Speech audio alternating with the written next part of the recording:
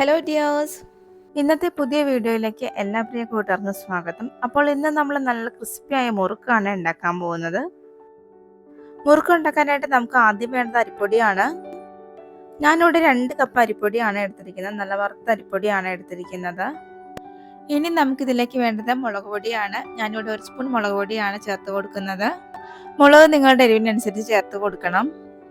അടുത്തതായിട്ട് നമുക്കിതിലേക്ക് വേണ്ടത് 1/4 സ്പൂൺ മഞ്ഞൾപ്പൊടിയാണ്. അതുകൂടെ ചേർത്ത് കൊടുക്കുവാണ്. കൂടെ 1/2 സ്പൂൺ കായപ്പൊടി കൂടെ ചേർത്ത് കൊടുക്കുന്നുണ്ട്. ഇനി ഇതിലേക്ക് 1/2 സ്പൂൺ ചെറിയ ജീരകം പൊടിച്ചതാണ് ചേർത്ത് കൊടുക്കുന്നത്.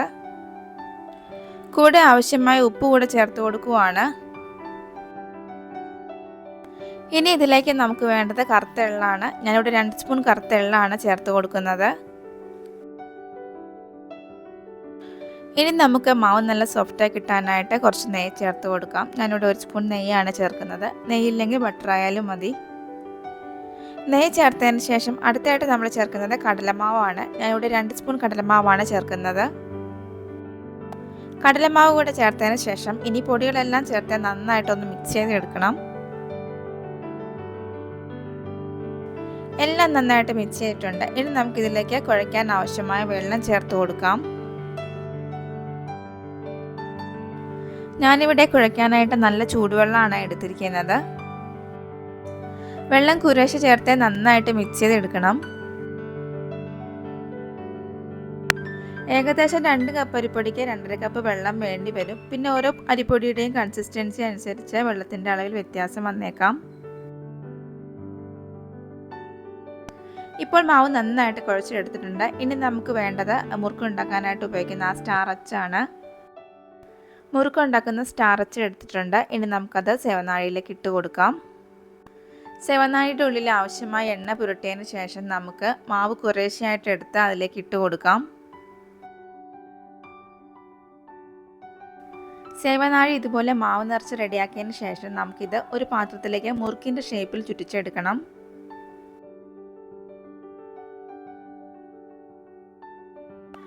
ഞാനിവിടെ ഒരു എണ്ണ പുരട്ടിയ സ്റ്റീൽ പാത്രമാണ് എടുത്തിരിക്കുന്നത്. നമുക്കിത് വാഴയിലയിലോ തവയിലോ ഒക്കെ ഇങ്ങനെ ചുറ്റിച്ചെടുക്കാവുന്നതാണ്.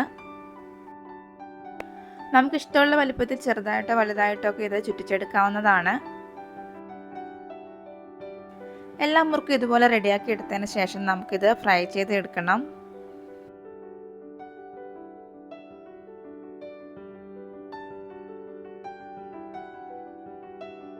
ഫ്രൈ ചെയ്യാനുള്ള എണ്ണ ചൂടാവാനായിട്ട് വെച്ചിട്ടുണ്ട്. എണ്ണ നന്നായിട്ട് ചൂടായി വന്നതിന് ശേഷം നമുക്കതൊരു മീഡിയം ഫ്ലെയിമിലേക്ക് മാറ്റാം. അതിനുശേഷം നമുക്ക് ചുറ്റിച്ചു വെച്ചിരിക്കുന്ന മാവ് ഓരോന്നായിട്ട് എണ്ണയിലേക്ക് ഇട്ട് കൊടുക്കാം. ഒരു സൈഡ് ഫ്രൈ ആയതിനു ശേഷം നമുക്ക് തിരിച്ചിട്ട് മറ്റേ സൈഡ് കൂടെ ഫ്രൈ ചെയ്തെടുക്കാം. ഇതുപോലെ തന്നെ ബാക്കിയുള്ള മാവും നമുക്ക് ഫ്രൈ ചെയ്തെടുക്കാം. ഇനി മുറുക്ക് നല്ല പെർഫെക്റ്റ് ആയിട്ട് കിട്ടാനുള്ള 2 ടിപ്സാണ് ഞാൻ പറയാൻ പോകുന്നത്. നമ്മൾ മുറുക്ക് ഉണ്ടാക്കുമ്പോഴേക്കും മാവ് ഇടയ്ക്ക് ഇങ്ങനെ വിട്ട് പൊട്ടിയൊക്കെ പോകുന്നുണ്ടെങ്കിൽ അത് മാവിലെ വെള്ളം കൂടുതലുള്ളത് കൊണ്ടാണ്. അപ്പോൾ കുറച്ച് അരിപ്പൊടി ചേർത്ത് നന്നായിട്ടൊന്ന് മിക്സ് ചെയ്തെടുത്താൽ നമുക്ക് കൺസിസ്റ്റൻസി കറക്റ്റായിട്ട് കിട്ടും. അതുപോലെ തന്നെ നല്ല വെള്ളം കുറവുള്ള മാവാണെങ്കിൽ ഭയങ്കര കട്ടിയായിരിക്കും.